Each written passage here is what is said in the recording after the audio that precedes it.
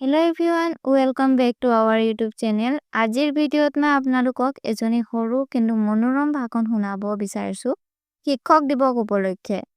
তেনেহলে আৰম্ভ কৰো আহক। সকলো আদৰণীয় শিক্ষকগণ আৰু মোৰ প্ৰিয় বন্ধুবৰ্গ সুপ্ৰভাত।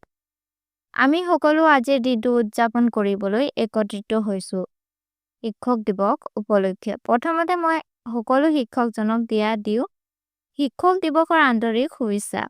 প্ৰতি বছৰে 5 ছেপ্টেম্বৰত আমি এই দিনটো পালন কৰো। এই দিনটো হৈছে ভাৰতবৰ্ষৰ মহান শিক্ষাবিদ আৰু দ্বিতীয় ৰাষ্ট্ৰপতি ডক্টৰ সৰ্বপল্লী ৰাধাকৃষ্ণনৰ জন্মদিন।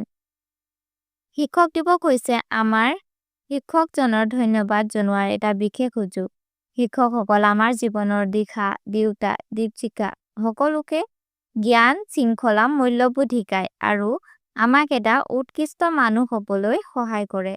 এই বিশেষ দিনত মই মোৰ সকলো শিক্ষকজনক ধন্যবাদ জনাব বিচাৰো। তেওঁলোকৰ মৰম, সহনশীলতা আৰু সমৰ্থনৰ বাবে আমাক এনে অসাধাৰণ শিক্ষক লাভ হোৱাৰ বাবে আমি সত্যি ভাগ্যৱান। ধন্যবাদ। আজিৰ ভাষণ ইমানেই। যদি ভিডিঅ'টো ভাল লাগিল তেন্তে লাইক, শ্বেয়াৰ আৰু সাবস্ক্ৰাইব কৰিব নাপাহৰিব। Thanks for watching.